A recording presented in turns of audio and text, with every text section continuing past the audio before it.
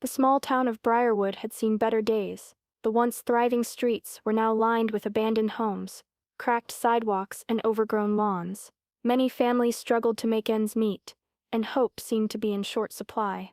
For Sergeant Daniel Carter, returning to civilian life after years of military service was harder than he ever imagined. The silence of his small apartment felt suffocating, and he often found himself restless, yearning for a sense of purpose that no longer seemed to exist. One rainy afternoon, Daniel found himself driving through the heart of the rundown neighborhood, his thoughts drifting aimlessly. The hum of his car's engine was the only sound, but as he rounded the corner, something caught his eye. A woman, her clothes ragged and her face weary, was bending over a garbage bin, searching for something. Two small children, no older than 6 or 7, stood close by, their faces dirty and sad. The sight stopped Daniel cold. He didn't know why, but something about the family tugged at his heart. He wasn't one to get involved in other people's struggles, but as he watched the woman sift through the trash with such desperation, he knew he couldn't just drive away. Daniel parked his car at the side of the road and stepped out, his boots crunching against the gravel. He walked slowly toward the woman, unsure of what to say, but knowing he couldn't just stand there. As he approached, she straightened up, her eyes narrowing with a mix of suspicion and embarrassment. "Can I help you?" Daniel asked gently, his voice warm but cautious. The woman, who looked to be in her early 30s, gave him a hesitant glance before quickly looking away. "I don't need anything," she muttered, her tone defensive. "We're fine." Daniel noticed the deep lines of exhaustion on her face, the way her hands trembled as she reached back into the bin. Something told him she wasn't fine. He stepped closer, offering a small bag of groceries he had picked up earlier. "I just bought some food. I was wondering if you and your kids could use it," he said, trying to sound casual. She shook her head again, this time more firmly. "We're fine," she repeated, her voice softer but still filled with pride. Daniel didn't push. Instead, he gently placed the bag on the ground. "At least let me help with something," he said, pulling out a few bills from his wallet. "It's just a little, but it might help for today." The woman hesitated, looking at the money, then at her children, Lily, who was clutching her brother's hand, and Jacob, who was watching Daniel with wide, wary eyes. After a long silence, she sighed and finally spoke. I'm Anna, thank you. We've been struggling since he disappeared." She paused, her voice catching in her throat. "We were evicted last month, now we're staying in an abandoned house." Daniel's heart ached. "I'm sorry," he said softly. "If you ever need anything, don't hesitate to ask." Over the next few weeks, Daniel continued visiting Anna and her children, always careful to respect their privacy. He brought food, blankets, and basic supplies, doing what he could without intruding too much. Every time he showed up, Anna seemed a little less guarded, and her children, though shy at first, started to warm to him. Jacob, the older of the two, was the first to truly open up. The young boy, who had been quiet and withdrawn, began to speak more around Daniel, even joking with him occasionally. One afternoon, as Daniel arrived with bags of groceries, Jacob was the first to run up to him, his face lighting up with a smile. "Are you bringing the good stuff today?" Jacob asked, his tone playful. Daniel laughed, lifting the bags higher. "You bet, some extra snacks for you too." Anna watched from a distance, a small smile tugging at her lips. She'd noticed the change in Jacob too. Daniel was becoming a kind of silent presence in their lives, someone they could rely on, even without asking. It wasn't long before Daniel realized Jacob looked up to him in a way that went beyond simple kindness. The boy began to confide in him, asking about Daniel's time in the army, and Daniel was more than happy to answer, always careful not to speak too much of the pain he carried from his own service. Anna seemed to appreciate the connection that was forming between the two, though she remained distant, still hiding her own heartache. One evening, as they sat around the small kitchen table sharing a meal, Anna finally spoke of her past. "My husband, Michael," she began, her voice soft but steady. "He was a war journalist. He traveled all over, covering stories in places I couldn't even bear to think about. He told me he'd never leave me, but one day he did. He went on an assignment, and I never heard from him again. No messages, no calls, just silence." Her eyes glazed over for a moment, her face tightening with the memory. "I think he got too close to something dangerous, and now I'm here, alone with my kids." Daniel's heart sank as he listened.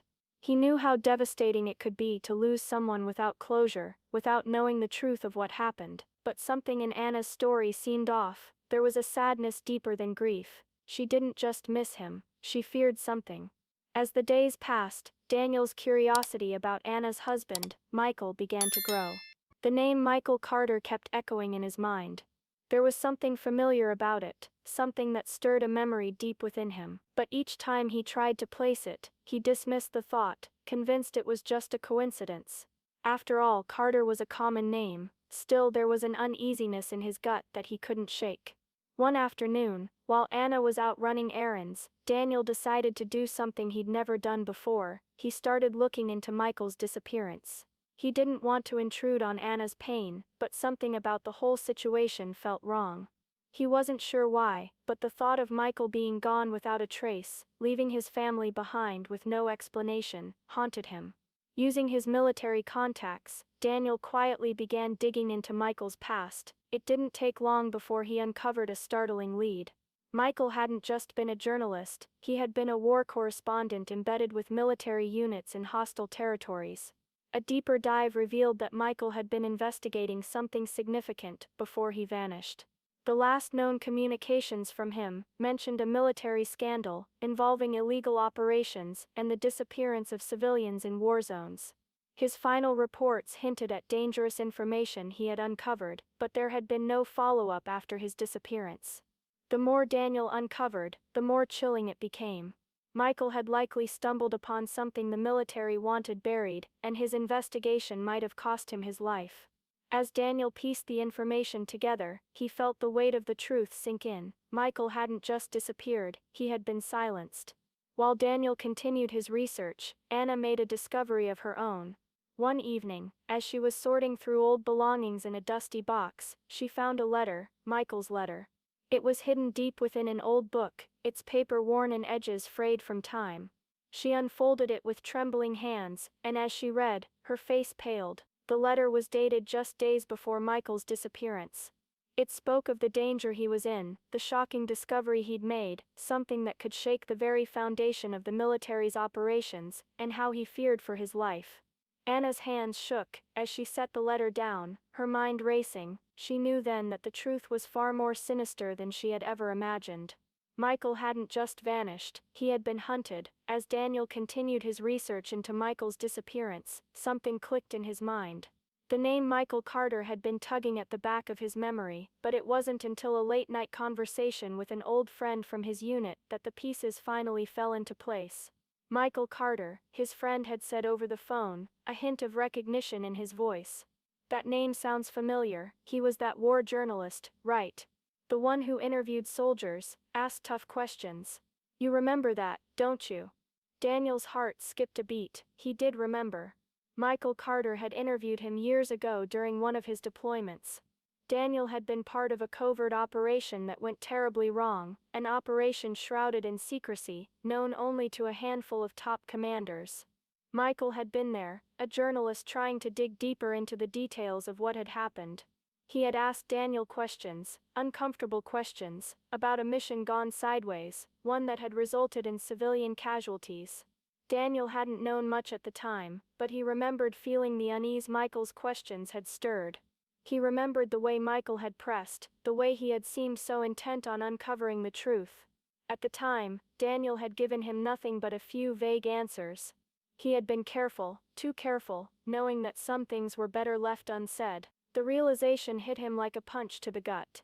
Michael hadn't just been asking questions, he had been on the verge of exposing a cover-up involving his own military unit. The more Daniel dug, the clearer it became. Some of his former commanders were involved in a shocking operation to conceal the deaths of innocent civilians.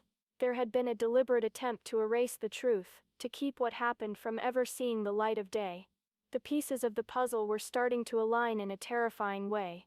Michael's investigation had led him too close to the heart of the scandal, close enough to threaten the careers and lives of those in charge. Suddenly, everything clicked. Michael's disappearance hadn't been a mere accident. He hadn't just vanished while on assignment. He had been silenced, just as Daniel feared. Michael had uncovered something that someone didn't want anyone to know, and now Daniel was left to face a horrifying truth.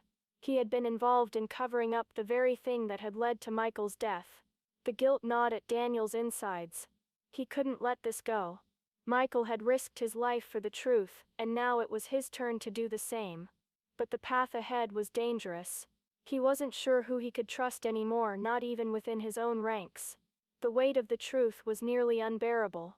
Daniel stood in his small apartment, staring at the files and documents scattered across the table. His heart pounded in his chest as he wrestled with what to do next.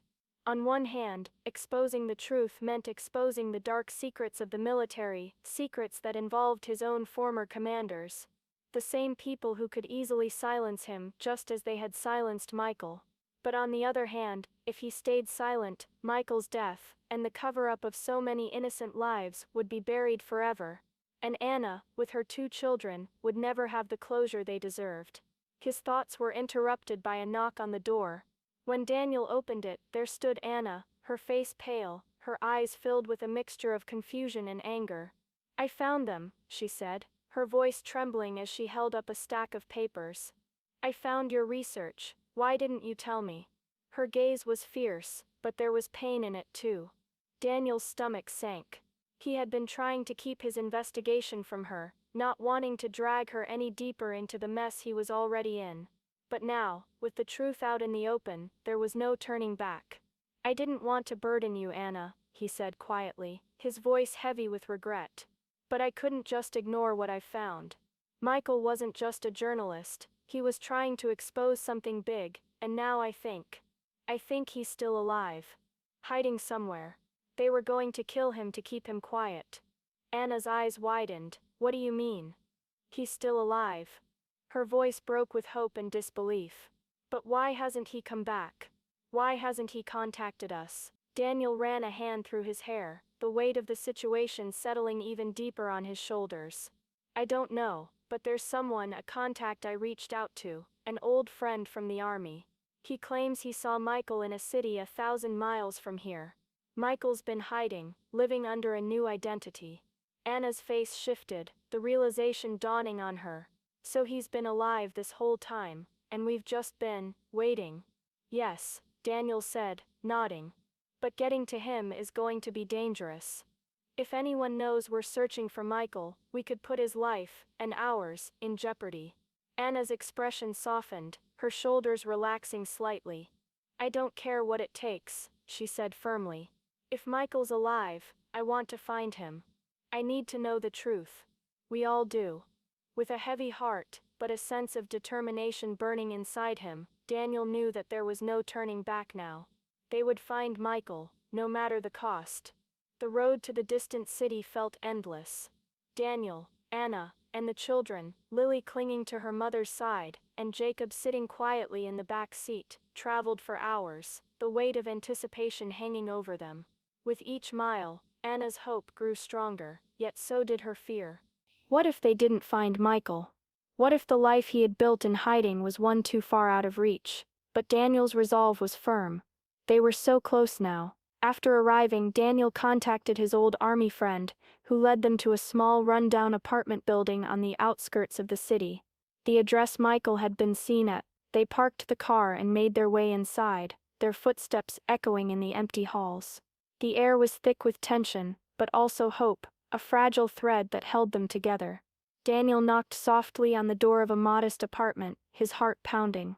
After a long pause, the door creaked open, revealing a man who was both familiar and unrecognizable. Michael stood before them, but he had changed. His face was older, the lines around his eyes deeper, and his hair had turned to salt and pepper.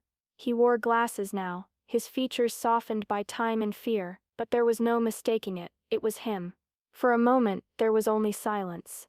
Anna stood frozen, her breath catching in her throat. Then, with a choked sob, she stepped forward. "Michael," she whispered, her voice trembling. "You're alive." Tears filled Michael's eyes as he stepped into her embrace, pulling her tightly to him. He whispered, "I'm sorry. I didn't want to leave you. I thought it would keep you safe." The children, too, rushed forward, wrapping their arms around him. Jacob, who had so desperately needed a father figure, was the first to speak. "Dad, you came back," he said, his voice thick with emotion. Michael nodded, his eyes filled with regret. "I didn't have a choice. They were after me, and I couldn't risk putting you all in danger." As the reunion unfolded, Daniel remained a quiet observer, but when Michael finally turned to him, there was a heavy weight in the air. "You found me," Michael said, his voice low. "Thank you." Daniel nodded. "I had to. The truth needs to come out, Michael, all of it." Michael hesitated, then led them into the apartment, where he pulled out a folder filled with documents and photographs. "I've been gathering evidence," he said quietly. "Evidence of the cover-up, what happened, what was done to those innocent people, but I can't expose it alone. I need your help, Daniel. I need you to stand by me." Daniel's heart was heavy with the knowledge of what they were about to face, but as he looked at Anna and Michael, he knew there was no turning back. He would help Michael bring justice, no matter the cost, for the sake of the truth, and for the sake of the family who had already endured so much. "We'll stand together," Daniel said, his voice steady. "We'll make sure this comes to light." And with that, the family's journey toward healing and justice began. It wasn't the life they had once dreamed of, but it was one they could now face with hope, courage, and the promise of a new beginning. The family was whole again, but their fight for justice was just beginning. Michael, Anna, and their children had endured unimaginable hardship, and now, with Daniel by their side, they were ready to face the truth, no matter the cost. The road ahead was uncertain, filled with danger and obstacles, but for the first time in a long while, they had hope. Daniel, who had spent so many years searching for a purpose, had finally found it. Helping this family reunite, and standing with them in the fight for justice, had given him the meaning he had been missing. He realized that a soldier's duty didn't end on the battlefield. It extended to protecting the innocent, seeking the truth, and fighting for those who couldn't fight for themselves. As they stood together, united by love, courage, and a shared sense of purpose, Daniel knew that this was where he was meant to be. No matter the challenges they faced, they would face them together, with strength, resilience, and an unwavering belief that the truth would always find a way to shine through. The story ended not with an ending, but with a beginning, one of hope, sacrifice, and the enduring power of family. Thank you for watching this deeply emotional journey of hope, courage, and the fight for justice. Daniel's story is a powerful reminder that sometimes, even when life seems lost, love and determination can bring about incredible change. The truth always has a way of finding the light, no matter how dark the path may seem. If you enjoyed this story, please don't forget to like and subscribe to our channel, so you never miss another inspiring tale. Comment below, and let us know your thoughts. Did this story resonate with you? And if you think someone else would appreciate this journey, share it with them. Together we can spread these messages of hope and courage to those who need it most. Thank you for being part of this community. Until next time.